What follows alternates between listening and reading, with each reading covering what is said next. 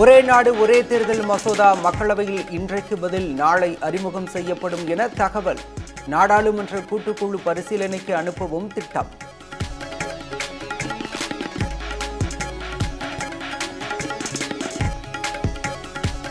மூன்று நாள் பயணமாக இந்தியா வந்தார் இலங்கை அதிபர் அனுரகுமார திசநாயக்க.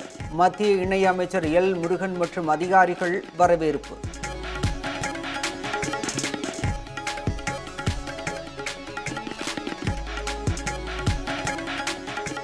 சட்டமன்ற தேர்தலில் அதிமுக தலைமையில் மக்கள் விரும்பும் கூட்டணி அமையும் என எடப்பாடி பழனிசாமி பேச்சு.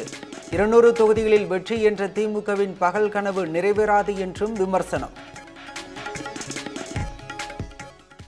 அடுத்து வருகின்ற 2026 சட்டமன்ற தேர்தலில் அனைத்து இந்திய அண்ணா திராவிட முன்னேற்ற கழக தலைமையில் அமைக்கப்பட்ட கூட்டணி 700 இடங்களே வெற்றி பெறும்.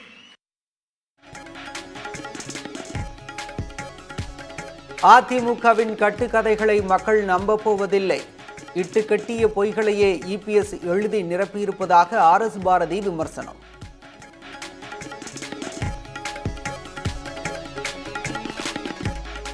விடுதலை சிறுத்தைகள் கட்சியிலிருந்து விலகுவதாக ஆதவ் அர்ஜுனா அறிவிப்பு. ஜனநாயகம், சமத்துவம், சமநீதி என்ற அடிப்படையில் அரசியல் பயணம் தொடரும் என்றும் விளக்கம்.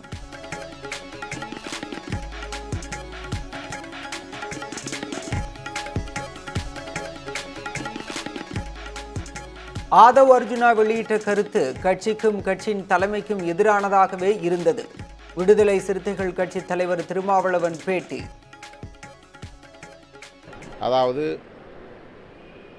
அந்த விளக்கம் அவருடைய பார்வையில் சரியாக இருந்தாலும் கூட ஒரு கட்சியின் நடைமுறைக்கு ஏற்புடையதாக இல்லை.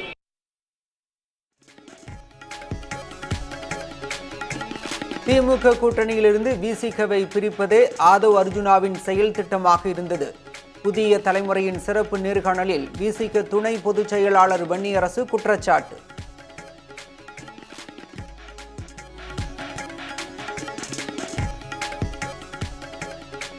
ஓட்டுக்கு காசு கொடுத்தால் 10 ஆண்டுகள் சிறை தண்டனை என்று சட்டம் கொண்டு வர வேண்டும். பாமக நிறுவனர் ராமதாஸ் வலியுறுத்தல்.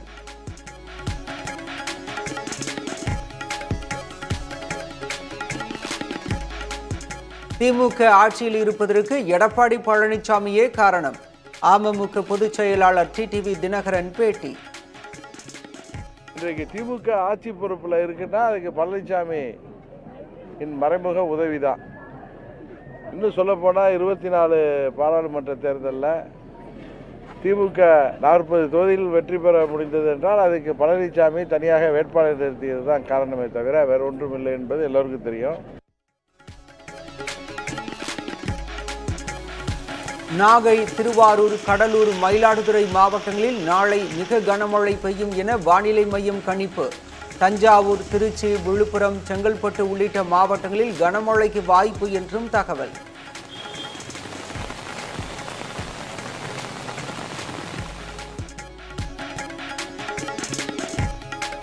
பிரபல தபேலா இசைக்கலைஞர் ஜாகிர் ஹுசைன் மருத்துவமனையில் அனுமதி. மறைந்து விட்டதாக வெளியான செய்திக்கு குடும்பத்தினர் மறுப்பு.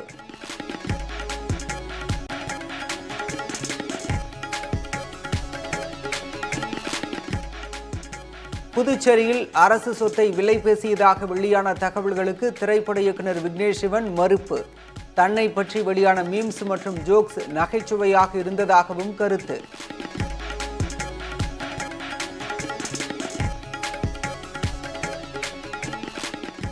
மருத்துவமனையில் சிகிச்சை பெறும் பத்திரிகையாளரை சந்தித்து மன்னிப்பு கேட்டார் தெலுங்கு நடிகர் மோகன் பாபு.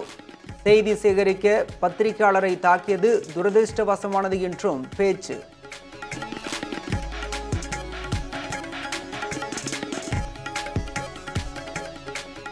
சையது முஸ்டாக் அலி கிரிக்கெட் தொடரை 2வது முறையாக வென்றது மும்பை அணி. இறுதிப் போட்டியில் மத்திய பிரதேச அணியை வீழ்த்தியது.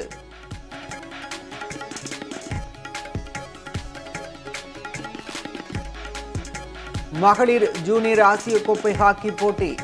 சீனாவை வீழ்த்தி சாம்பியன் பட்டம் வென்ற இந்தியா.